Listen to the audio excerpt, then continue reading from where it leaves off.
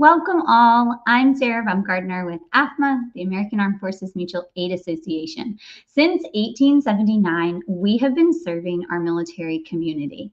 And we do that through our mission, which is to be the premier provider of financial solutions for the American Armed Forces.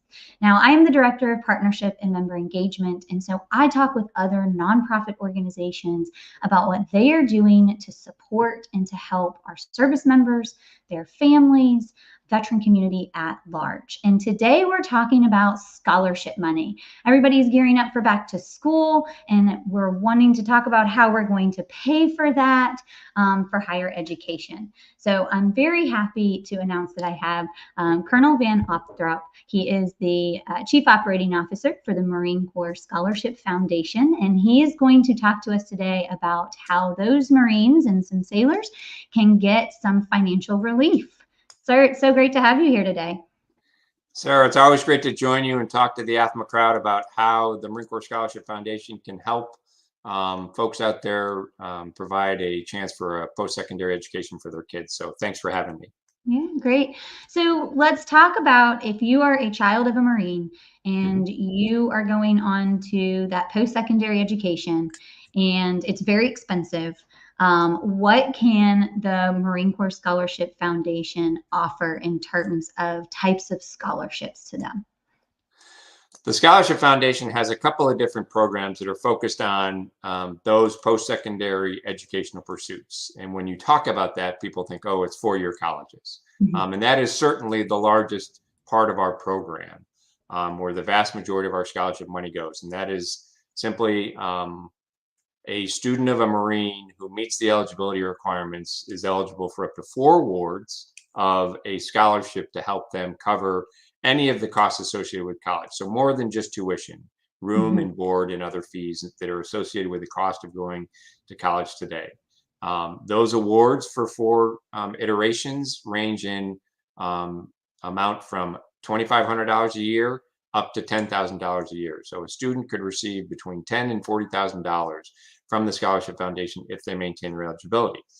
But that's not the only program we run. A very important program, particularly gaining importance every day, is our program that focuses on all of the same eligibility requirements, all of the same monetary benefits, but applied to those fields that we refer to now as career and technical education programs. So everything from the traditional trades of HVAC and plumbing and electricity, the certifications required to become masters in those fields, but also covers a lot of the health science fields today, where you can receive up to 4 awards for a certified program in pursuit of some sort of license and apprenticeship program related to CTE. So those are the 2 primary programs, and within those we have specific primaries that are programs that will address needs. Like if you are the child of a fallen Marine, we have a special program within the larger program designed for you that looks at eligibility requirements a little bit differently. Same thing for the children of the severely wounded. But all those types of programs are listed on our website that I think we'll include at the end. Absolutely. Yeah. And for those of you who are joining via phone, we will drop all of these links into the chat so that you can easily get to them as we're talking through them. So really important takeaways there that I heard is, yes, you can be at a traditional 4-year college and be eligible for these awards, but you can also be at those technical institutions as well. So it does not have to be a 4-year degree. And I think that's really wonderful that the Marine Corps Scholarship Foundation saw the need for that and opened that up to say, you know, we want to help everybody who wants to go on to that post-secondary education. And one of the questions you all might get sometimes, and just came to me, is this has no bearing about if somebody is getting a GI Bill, right? They could be getting a portion of their post 9/11 GI Bill from their parent, and that's okay, right? That's perfectly okay. One of the eligibility criteria is we are a needs-based scholarship, so we do look at the parent's adjusted gross income. And as long as that adjusted gross income falls within the eligibility requirements, you will check that block for meeting that eligibility standard. So nowhere in there do you have to include the fact that the child is getting benefit from the parents' post 9/11 GI Bill or any other scholarships from Coca-Cola or the Dell Foundation or wherever Yeah. else college or rising college students can find money. The only thing I will tell you though is the Marine Corps Scholarship Foundation won't fund a student beyond the financial requirement. So the fact is if a student has a gap that they need to cover $2,000 still and they receive a $2,500 award, the Scholarship Foundation will cover that $2,000 gap, but then that final $500 would revert back to the foundation so we could then apply it to a child that still has need in the area for their award. So we will award to the full cost of college, but not exceed beyond that. So you can't make a profit off us. Yeah, that's fair. I think that that's fair. I think anyone would agree with that. As you were talking about the previous to your question, one thing did come to mind, Sarah, that's important to point out. If a student goes into a CTE program that's only 2 years, and then they decide that they want to pursue something else, the foundation still has 2 awards available to them. So if they then want to go to begin a 4-year traditional degree, they can still apply for 2 of those awards to go towards that. So it's not once you get your certification, you're done. We'll award you up to 4 awards. How you elect to use that in pursuit of your degrees is entirely up to you. The one thing we'll say is once you achieve your bachelor's degree, then that's kind of where we begin to cut it off, because we don't fund master's degrees, but you can apply it through the 2 different programs. So when I heard you talk, I was like, it's really important to point that out, because it does show a level of flexibility to the programs we have to help children. I mean, kids are young, they change their mind. We get that. Sure, we all did. Yeah. That's wonderful that the foundation has that flexibility, sees the need, and is really trying to meet the need of the children of these Marines. So August is back to school. I know that my kids this is their first full week of school happening right now, and a lot of times people don't realize how expensive college and those post-secondary careers can be. So when we talk about the Marine Corps Scholarship Foundation and the dollar amounts, what is in a year, how much does the foundation give out in scholarship money? So last year we awarded 2,758 scholarships and $10.8 million. This year, we announced our awards around Memorial Day, and we increased our number of awards to 2,882. So roughly about a 4% increase in the number of awards. And the money, the aggregate money that we plan to give away this year is between $11.4 and $11.8 million. So those are both historical records for us. And the other thing to note is that the average scholarship last academic year was about $3,930. For the first time in our history, the average award is eclipsing $4,000, and it's $4,030. So roughly, again, 4 awards. The average student is receiving about $16,000 over 4 years from the Marine Corps Scholarship Foundation. And our long-term goal, when I'm long gone, but when the foundation turns 100, one day we would like to say that we are able to provide a needs-based scholarship to every eligible child that wants to go pursue post-secondary educational pursuits. And the other thing I'll throw in is any child that applies and is found eligible is going to receive an award.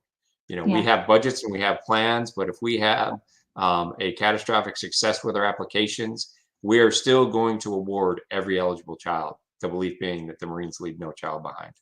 Yeah. That's wonderful. And what a great year. I mean, a record-breaking year that, the average award is over $4,000. And like you said, that's $16,000 over the course of 4 years. And however you want to split that up, right, at a time. So that's wonderful. Let's talk a little bit, because I want to make sure people know how do they get here, right? How do they get to this application? How do they start researching if they're eligible? So where can we direct our audience to do that? So the first place to go is to www.mcsf.org. That is our main website, and it is pretty simple in its organization. On the top of the website, you'll see a link that says apply. And that link has a drop-down menu that has several different options that you can choose from. And among them is applying. And then from there, the most important one for this audience would be to look at eligibility requirements. Briefly, there are 3 eligibility requirements, and they're pretty straightforward and simple. The first is to be the child of a Marine or sailor that served with Marines, and that has an honorable discharge or an honorable record of service. The second is to have a 2.0 GPA, whether that's a high school GPA or maintaining that GPA in college. And the third is, as I previously mentioned, we are needs-based. And what the financial need is benchmarked against is essentially the pay of the Sergeant Major of the Marine Corps.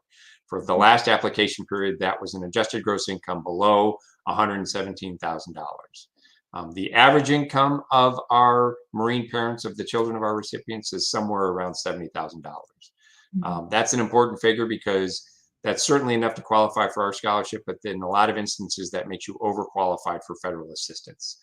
So this is really a sweet spot of people that do pretty well to not qualify for government assistance, but having put 2 kids through college, an average salary of $70,000 doesn't come close to covering the cost of higher education.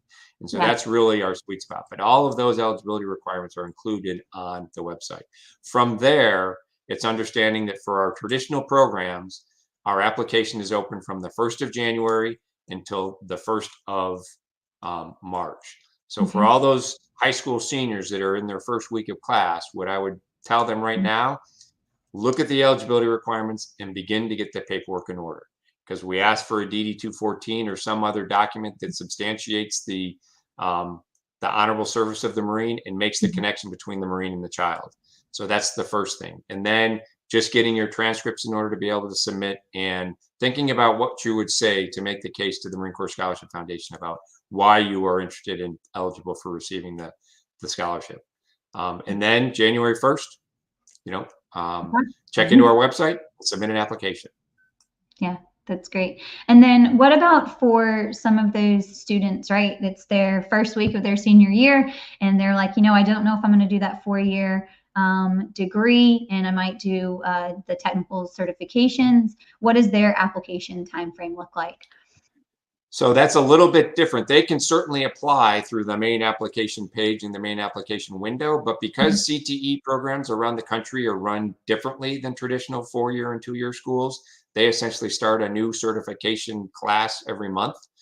We open our CTE application on the 1st of June in a given year, and then we keep that open year round. I did check with our scholarship team this week, and the normal time to look at and process and award a CT applicant is about 2 months. So if that student has, I want to begin my course on December 1st, then they need to get to our website and make sure their application is complete by the 1st of October. So that they can have enough time for us to process the application, find the student eligible, and then make the payment. But it is open year round because that's the way those programs are normally run. Right. That's wonderful. Well, for everybody who was listening, as well as if you were joining via phone, we have dropped all of these links into the comment section. So you will be able to find the application. You'll be able to find the frequently asked questions and the eligibility. So we've made it really easy. Put that all in there so you can just click on that. I really appreciate your time today and your detail in explaining about this scholarship, about what it is there for and how to apply for it and the benefit of it, because I think it's very important. And sometimes people don't realize there's all this money sitting out there and you just have to go apply for it. So give it a try, right? Absolutely. And if there's still a question you have when you look at all the information that Sarah and the AAFMAA team have provided, there's also a contact us button, and we have a great scholarship team that will look at your questions and provide you answers typically in 3 business days. And so now is the time to be thinking through that, and they're standing by and ready to support. Awesome. Well, thank you again, sir, for joining today. That is going to wrap up our AAFMAA Live. If you would like more information about AAFMAA and our financial readiness within the military community, you can always subscribe to our subscription platform, of course, free of charge, at this QR code on the screen. Otherwise, I thank you so much for joining, and I hope that you have a wonderful day.